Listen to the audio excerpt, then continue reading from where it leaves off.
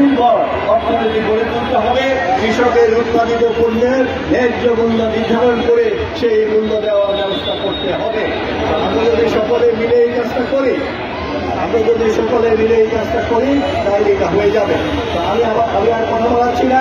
কথা হচ্ছে যে আমরা প্রত্যেক গ্রামে একটা অহিংস নাগরিক কমিটি করব এবং সেই কমিটির কাজ হবে মহিলাদের সম্মান রক্ষা করা, সাম্প্রদায়িকতার বিরুদ্ধে অবস্থান নেওয়া এবং কৃষকদেরকে যতভাবে সাহায্য করা যায় সেই ব্যবস্থাগুলো গ্রহণ করা। এটা করলে বাংলাদেশ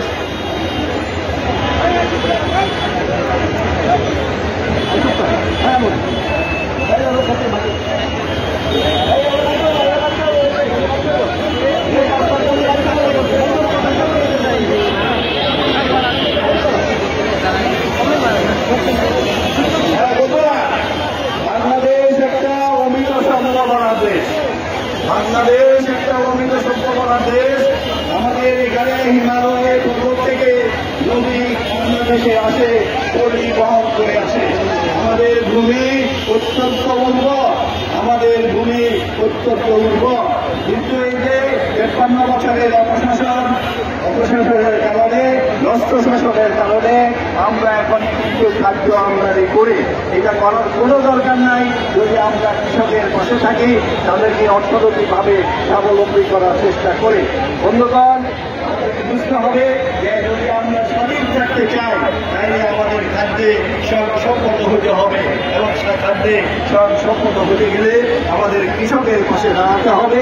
তাদের উৎপাদনের ব্যাপারে আমাদের সহযোগিতা করতে হবে, তাদের উৎপাদিত পণ্যের ন্যায্য মূল্য নির্ধারণ করতে হবে এবং দিতে হবে।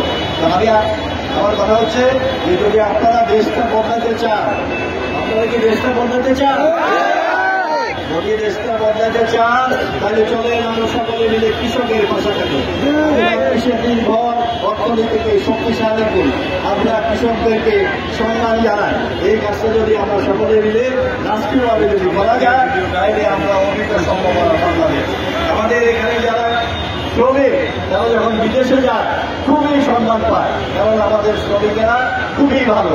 আমাদের কৃষকেরা এখন থেকে 25 বছর আগে 1 কোটি টন খাদ্যশস্য উৎপাদন করত, এখন করে 6 কোটি টন। তাহলে এতটাই কৃষকেরা ভালো, এতটাই পরিশ্রমী, এতটাই উৎপাদনশীল এবং এই কৃষকদেরকে নিয়ে কিন্তু আমরা সামনে এগোতে পারি। এটার জন্য কি দরকার? এটার জন্য সুশাসন দরকার। এটার জন্য কি দরকার? 53 বছর ধরে এই যে গুন্ডামি, মাস্তানি, লুট, মার, অপশাসন, দুর্নীতি এগুলা থেকে বাংলাদেশকে মুক্ত করতে হবে। আপনারা কি বাংলাদেশকে মুক্ত করতে চান? চলে গ্রামে গিয়া আমরা প্রত্যেক